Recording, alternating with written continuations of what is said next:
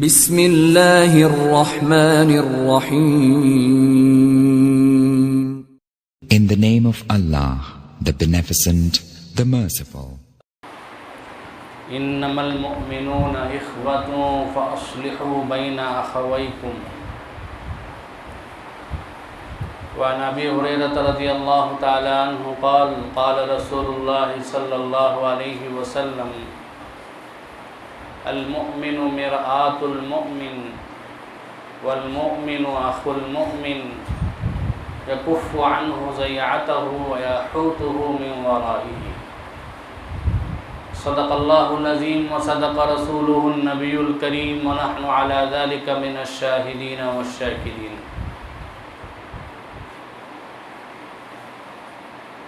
محترم بزرگوں اور دوستو، آج پوری دنیا کے اندر عمومی اعتبار سے دین میں بگاڑ پیدا ہو چکا ہے. پہلے کی طرح ہم لوگوں میں دینداری نہیں رہی، نمازوں کی پابندی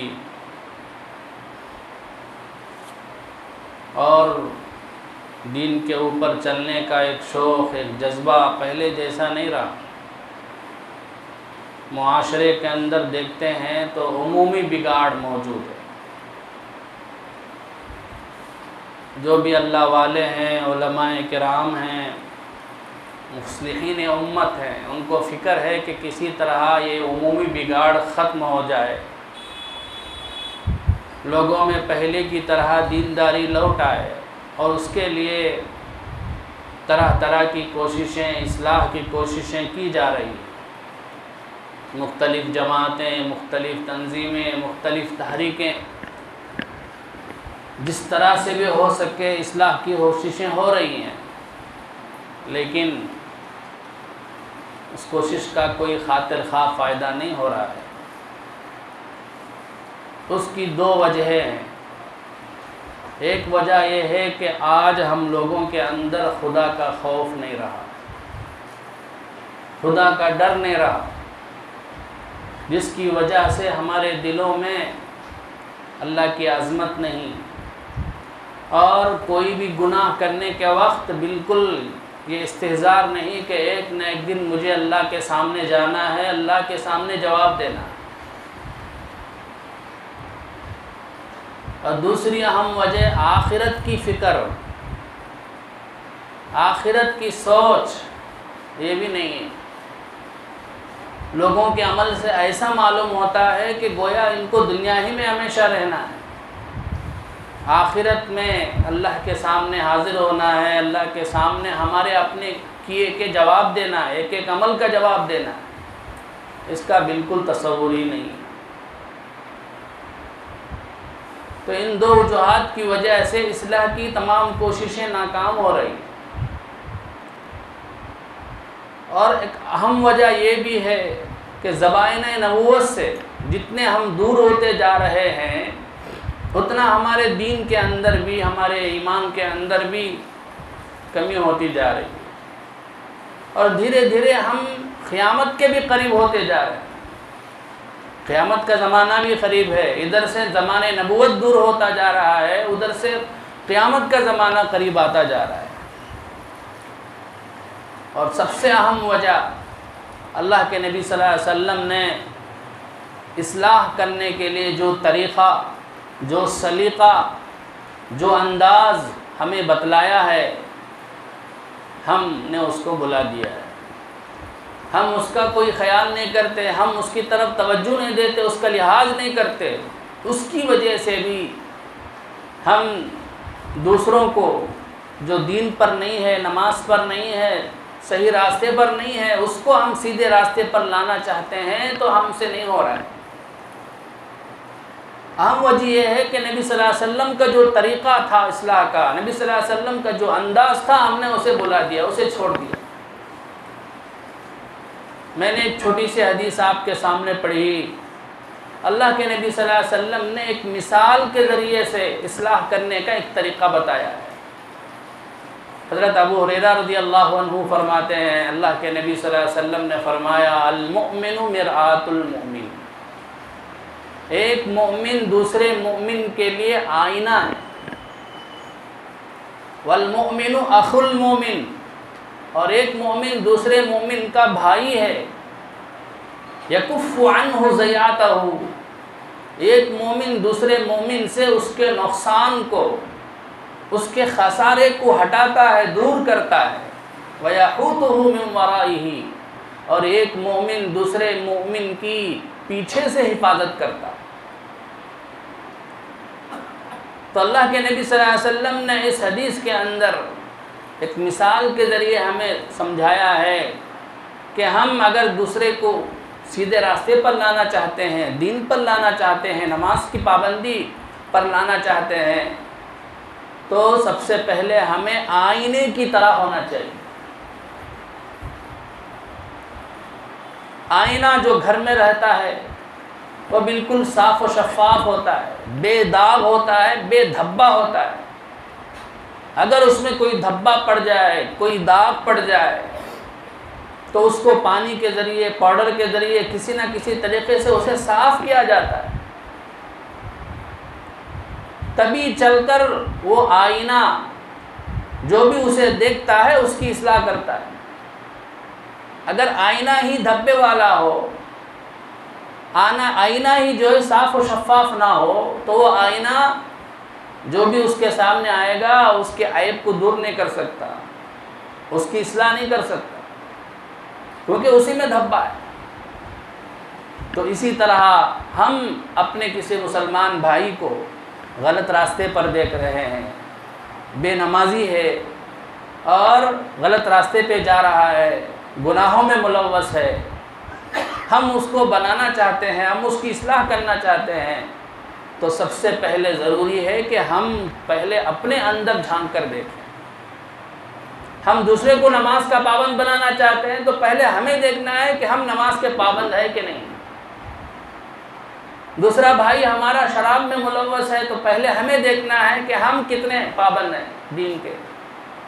دوسرا آدمی سود خور ہے، سودی کاروبار میں ملوث ہے تو ہم دیکھنا ہے کہ ہم کتنے درجے کے ہیں اس معاملے میں۔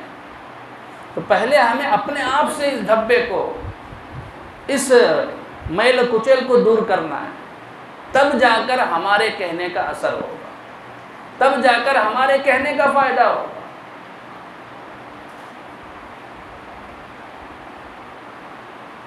یہ پہلی بات۔ تو سب سے پہلے ضروری ہے کہ ہم اگر اصلاح کرنا چاہتے ہوں تو پہلے ہم اپنے آپ کو بنائیں، اپنے آپ کو دین کا پابند بنائیں، اپنے دل میں کسی بھی طرح کا دوسرے مسلمان بھائیوں کے بارے میں کوئی کھوٹ نہ ہو، کوئی عداوت نہ ہو، کوئی دشمنی نہ ہو، ہمارا دل بالکل صاف۔ ابھی میں نے تفسیر میں ایک واقعہ سنایا تھا مسند احمد کے حوالے سے، حضرت انس رضی اللہ تعالیٰ عنہ فرماتے ہیں کہ ایک مرتبہ اللہ کے نبی صلی اللہ علیہ وسلم صحابہ کی مجلس میں بیٹھے ہوئے تھے، تو رسول اللہ صلی اللہ علیہ وسلم نے حضرات صحابہ سے کہا اب ایک صاحب یہاں سے گزریں گے، وہ جنتی ہیں۔ تو اب جو صحابہ موجود تھے انہیں رشک آیا کہ وہ کون صحابی ہیں جن کے جنتی ہونے کی بشارت اللہ کے نبی صلی اللہ علیہ وسلم دنیا ہی میں دے رہے ہیں۔ تو دیکھا کہ ایک صحابی ابھی وضو کر کے آ رہے ہیں، ان کی داڑھی سے پانی ٹپک رہا ہے اور بائیں ہاتھ سے وہ جوتا لے کر ادھر سے گزر رہے ہیں۔ روایتوں میں آتا ہے کہ وہ صحابی حضرت سعد بن ابی وقاص رضی اللہ عنہ۔ تو بہرحال پہلے دن ہو گیا، دوسرے دن بھی اسی طرح آپ صلی اللہ علیہ وسلم صحابہ کے ساتھ مجلس میں بیٹھے ہوئے تھے، تو آپ صلی اللہ علیہ وسلم نے اسی طرح فرمایا کہ ایک صاحب یہاں سے گزریں گے اور وہ جنتی ہیں۔ تو دوسرے دن بھی وہی صحابی وہاں سے گزرے جو گزشتہ کل گزرے تھے، اسی طرح تیسرے دن بھی یہی کہا۔ تو عبداللہ ابن عمرو ابن العاص رضی اللہ تعالیٰ عنہ کے دل میں شوق پیدا ہوا، کیا بات ہے جس کی وجہ سے اللہ کے نبی صلی اللہ علیہ وسلم ان کو جنتی ہونے کی سرٹیفکیٹ دے رہے ہیں؟ کیا عمل ہے ان کا خاص عمل تاکہ میں بھی وہ عمل کروں اور میں بھی جنتی بن جاؤں؟ صحابہ کے اندر ایسا شوق تھا. تو چنانچہ وہ صحابی دوسرے صحابی کے پاس گئے جن کے بارے میں نبی نے جنتی ہونے کی بشارت دی اور کہا کہ میں آپ کے پاس 3 دن رہنا چاہتا ہوں. میرا جو ہے گھر والوں سے کچھ جھگڑا ہو گیا ہے, میں گھر نہیں جا سکتا, اس لیے آپ اجازت دیں تو میں آپ کے ساتھ جو ہے 3 دن رہوں گا, 3 دن اور 3 رات. تو صحابی نے کہا ٹھیک ہے, مجھے کوئی حرج نہیں, آپ ضرور رہیے, میں میزبانی کرنے کے لیے تیار ہوں. تو عبداللہ ابن عمرو بن العاص رضی اللہ عنہ فرماتے ہیں کہ میں 3 دن ان کے ساتھ رہا, 3 رات ان کے ساتھ رہا. رات میں جاگ کر دیکھتا رہتا کہ کیا عمل ہے ان کا خاص عمل جس کی وجہ سے اللہ کے نبی نے انہیں جنتی قرار دیا ہے. تو میں نے دیکھا کہ معمول کے مطابق تمام فرائض واجبات سنن ادا کرتے ہیں اور کوئی خاص عمل نہیں کر رہے. رات کو بھی آخری رات میں بھی اٹھتے نہیں ہیں, کبھی اچانک نیند ہوشیار ہوتی ہے تو کیا کرتے ہیں, کروٹ بدلتے ہیں, اللہ کا نام لیتے ہیں, پھر سو جاتے ہیں. تو میں ان کو بہت ہی معمولی سمجھا, ان کا تو کچھ عمل ہی نہیں ہے. پھر کیا بات ہے کہ اللہ کے نبی نے انہیں جنتی ہونے کی بشارت سنائی. اب تیسرے دن جب مجھے میرے واپسی کا وقت ہوا تو میں نے ان صحابی سے ساری حقیقت بتا دی کہ میرے گھر والوں سے کوئی جھگڑا وگڑا کچھ نہیں ہے. اصل بات یہ ہے کہ اللہ کے نبی نے آپ کے بارے میں اس طرح سے کہا تھا کہ آپ جنتی ہیں. میں جاننا چاہتا تھا کہ آپ کے پاس وہ کیا خاص عمل ہے جس کی وجہ سے اللہ کے نبی نے آپ کو جنتی کہا ہے. تو صحابی نے کہا آپ نے تو دیکھ لیا, آپ 3 دن رہے میرے ساتھ, 3 رات رہے, میرا کوئی خاص عمل نہیں ہے, وہی فرائض واجبات ادا کرتا ہوں, نماز پڑھتا ہوں, بس وہی ہے, دوسرا کچھ خاص عمل نہیں ہے. جب واپس ہو رہے تھے تو پھر بلا کر کہا ہاں ایک بات میرے اندر ہے, وہ بات یہ ہے کہ میں اپنے دل میں کسی کے بارے میں کوئی کھوٹ نہیں رکھتا, اپنے کسی مسلمان بھائی کے بارے میں کوئی کھوٹ نہیں رکھتا, ہر ایک کے بارے میں میرا دل صاف ہے. یہ نہیں سمجھتا کہ فلاں بندہ جو ہے بے دین ہے, فلاں بندہ جو ہے گنہگار ہے, فلاں بندہ برا ہے, فلاں بندہ خراب ہے. اس طرح میرے دل میں بالکل خیال نہیں, ہر ایک کو میں اچھا سمجھتا ہوں, نیک سمجھتا ہوں. اور دوسری بات یہ ہے کہ اللہ تعالیٰ کسی کو کوئی نعمت عطا کرتے ہیں تو میں اس پہ حسد نہیں کرتا, جلن نہیں مجھے کسی پہ, جس کی وجہ سے شاید امید ہے جس کی یہی 2 عمل ہے بس میرے پاس. تو عبداللہ ابن عمرو بن العاص رضی اللہ عنہ نے فرمایا یہی وہ بات ہے جس کی وجہ سے مجھے سمجھ میں آ گئی بات کہ یہی وہ وصف ہے تمہارا, یہی وہ بات ہے تمہارے اندر جس کی وجہ سے اللہ کے نبی نے آپ کو جنتی قرار دیا. تو پہلی بات یہ ہے کہ ہم اگر دوسرے کو اچھا کرنا چاہتے ہیں, دوسرے کی اصلاح کرنا چاہتے ہیں, اپنے گھر والوں کو بنانا چاہتے ہیں, اپنے گھر والوں کو, اپنے بچوں کو, اپنی اولاد کو, اپنے رشتہ داروں کو دین پر لانا چاہتے ہیں, تو ضروری ہے کہ ہم پہلے دین کے پابند ہوں اور ان کے بارے میں ہمارے دل کے اندر کسی قسم کا کوئی کھوٹ نہ ہو, کوئی عداوت نہ ہو, کوئی دشمنی نہ ہو.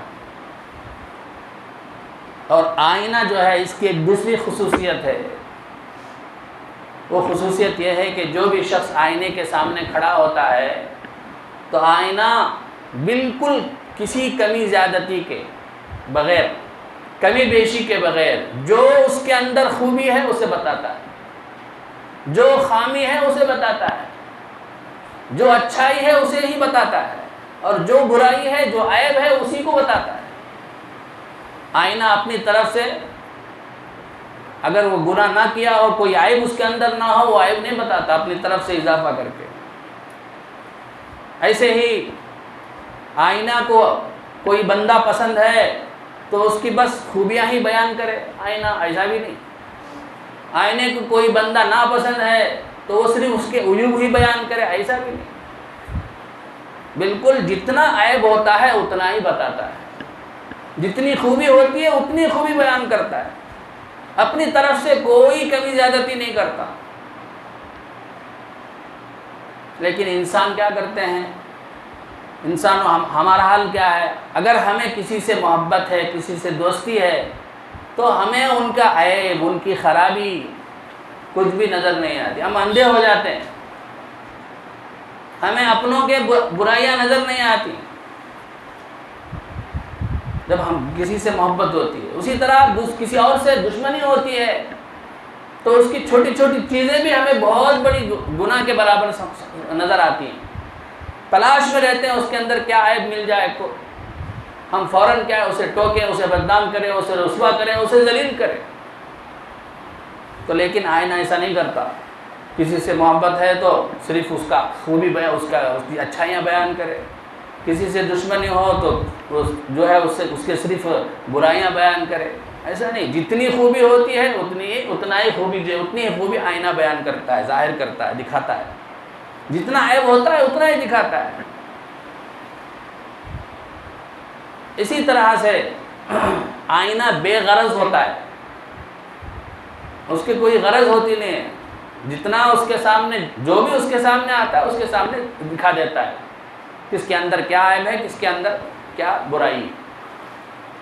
اپنی طرف سے کوئی کمی بیشی، کمی زیادتی نہیں کرتا۔ اسی طرح سے آئینہ جو ہے اس کی اور ایک خاصیت یہ ہے کہ اگر کوئی بندہ اپنی اصلاح نہیں کرتا ہے، آئینہ بتا دیتا ہے کہ یہ تمہارے اندر یہ عیب ہے، یہ برائی ہے، لیکن کوئی آدمی دیکھنے کے باوجود بھی اپنے چہرے سے وہ دھبا دھوتا نہیں ہے، دور نہیں کرتا ہے، تو آئینہ نا امید ہو کے چھوڑتا نہیں۔ جب بھی اس کے سامنے آدمی جاتا ہے تو اس کا عیب بتاتا ہی رہتا ہے۔ جب تک انسان اپنے اوپر رہنے والے دھبے کو نہیں دھو لیتا تب تک وہ آئینہ کیا ہے، اس کے عیب کو بتاتا ہی رہتا ہے، کبھی بھی نا امید نہیں ہوتا، نا امید ہو کے محنت اپنا جو ہے دکھانے کا کام نہیں چھوڑتا۔ اسی طرح ہم مسلمان بھائیوں کو چاہیے بار بار کہیں، کسی کو ہم دین پر لانا چاہتے ہیں، کسی کو ہم اصلاح کرنا چاہتے ہیں، کسی کو ہم نماز پر لانا چاہتے ہیں، تو ایک بار دو بار کہیں، اس کے بعد تھک کر بیٹھ گئے، میں بار بار بولتا ہوں وہ سنتا نہیں، بار بار کہنا چاہیے۔ وَذَكِّرْ فَإِنَّ الذِّكْرَىٰ تَنفَعُ الْمُؤْمِنِينَ، اے نبی آپ نصیحت کرتے رہیے، اس لیے کہ نصیحت ایمان والوں کو نفع دیتی ہے، اس لیے آپ نصیحت کرتے رہیے، آپ کا کام نصیحت کرتے رہنا، اور اس کو بنانا، اس کے سیدھے راستے پر لانا اللہ کا کام ہے۔ تو بہرحال آپ اپنا کام جاری رکھیے۔ اللہ والے کہتے ہیں، بزرگان دین، اصلاح کرنے کے پہلے ایک اہم طریقہ یہ بھی ہے کہ جس کو ہم سیدھے راستے پر لانا چاہتے ہیں، اس کے لیے سب سے پہلے ہم اللہ کے دربار میں بیٹھ کے 2 رکعت نماز پڑھ کے اللہ سے مانگیں، اللہ میرا کام تھا سیدھے راستے پر لانا، مسجد تک لانا، میں نے مسجد تک پہنچا دیا، اب اس کے دل کو بدلنا، اس کی اصلاح کرنا تیرا کام۔ تو کسی کی ہم اصلاح کرنا چاہتے ہیں تو اخلاص کے ساتھ اللہ سے مانگتے ہوئے، روتے ہوئے، گڑ گڑاتے ہوئے اصلاح کریں۔ حضرت مولانا مظفر حسین صاحب کاندلوی رحمۃ اللہ علیہ، بہت بڑے اللہ والے، وہ ایک مرتبہ ایک بستی کے پاس سے گزرے، نماز کا وقت ہو گیا، مسجد بالکل ویران تھی، تو حضرت نے اذان دی، نماز کا وقت ہو گیا، سوچا کہ کوئی آئیں گے نمازی، ساتھ مل کر پڑھ لیں گے، تو کوئی بھی نہیں آیا، آخرکار اکیلے نماز پڑھے۔ اس کے بعد سامنے ایک صاحب تھے، ان کو جا کے پوچھا کیا بات ہے، کوئی نمازی کیوں نہیں آتا؟ تو حضرت نے، تو آدمی نے کہا کہ یہاں گاؤں کے ایک پردھان ہیں، گاؤں کے ایک بڑے آدمی ہیں، وہ جو ہے گاؤں کا چودھری ہے، وہ اگر نماز کو آ جائے تو 2-4 لوگ اور بھی آ جائیں گے، لیکن بات یہ ہے کہ اس آدمی کے اندر 2 بری عادتیں، ایک تو یہ کہ شراب خوب پیتا ہے اور ایک زنا کی عادت ہے، یہ 2 عادتیں اگر چھوٹ جائیں گی تو وہ آ جائے گا۔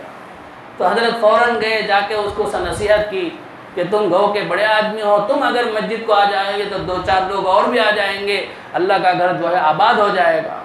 تو اس نے کہا کہ پہلی بات تو یہ ہے کہ یہ مجھے وضو کرنا نہیں آتا، وضو جو ہے وہ میرے سے نہیں ہوتا۔ دوسری بات یہ ہے کہ جو 2 گناہ ہے میرے اندر، 2 عادتیں گناہ کی، وہ بھی میں چھوڑ نہیں سکتا۔ تو حضرت نے کہا کہ تم ایسے ہی بغیر وضو کے آ کے نماز پڑھ لو۔ اور رہی بات 2 گناہوں کی، اللہ نے نماز کے بارے میں کہا ہے ان الصلاۃ تنہی عن الفحشاء والمنکر، کہ نماز جو ہے بے حیائی کے کام سے، گناہ سے روکتی ہے۔ تو امید ہے کہ نماز ہی تم سے جو ہے تمہارے گناہوں کو چھڑا دے گی۔ تو چنانچہ اس نے کہا ٹھیک ہے میں آ جاؤں گا۔ تو اب حضرت گئے، جا کے خوب اللہ کے سامنے روئے، دعا کیے کہ اے اللہ میرا کام تھا اس کو بولنا اور تیرے در پر لانا، اب آگے تیرے حوالے ہے، اب میں کچھ نہیں کر سکتا، اے اللہ اس کے دل کو بدل دے، رو رو کے دعا فرما۔ تو ظہر کا وقت ہوا اور اس کو اپنا وعدہ یاد آ گیا، اس نے سوچا کہ پہلی بار نماز کے لیے جا رہا ہوں، کچھ اچھی طرح سے غسل کر کے اچھے کپڑے پہن کر جاؤں۔ چنانچہ غسل کیا، بہترین کپڑا پہنا اور آ کے ظہر کی نماز جماعت سے پڑھ لیا۔ اس کے بعد اپنے باغ میں گیا، وہاں اسی وضو سے عصر بھی پڑھ لیا، مغرب بھی پڑھ لیا۔ اس کے بعد گھر واپس آیا تو رنڈی اس کے گھر میں تھی، اس نے اسے کہا کہ تھوڑی دیر رہو۔ اس کے بعد مطبخ کو گیا، کچن میں، جہاں اس کی بیوی تھی، شادی ہو کے 7 سال ہو گئے تھے لیکن ابھی تک اس نے اس کو ایک نظر بھی نہیں دیکھا تھا۔ آج ہی اسے دیکھنے کا موقع ملا، دیکھا تو وہ حور پری طرح خوبصورت تھی۔ تو یہ دیکھ کے جو ہے اس پہ فریفتہ ہو گیا اور واپس آ کے رنڈی کو گھر سے واپس بھیج دیا۔ اس کے بعد اللہ نے اسے ایسا بدل دیا، اللہ والے کہتے ہیں کتابوں میں لکھا ہے، اس کے بعد ایسا نماز کا پابندی ہو گیا کہ اسے تہجد بھی کبھی قضا نہیں ہوتی۔ تو بہرحال یہ ہے اصلاح کرنے کا طریقہ۔ سب سے پہلے ہم اپنے آپ کو پاک کریں، اپنے آپ کو دین پر لائیں، دین کا پابند بنائیں۔ اس کے بعد اخلاص کے ساتھ، بے غرض ہو کر، بے لوث ہو کر، اللہ سے مانگتے ہوئے اس کی اگر ہم اصلاح کریں گے تو انشاءاللہ ضرور ہماری اصلاح کا فائدہ ہوگا۔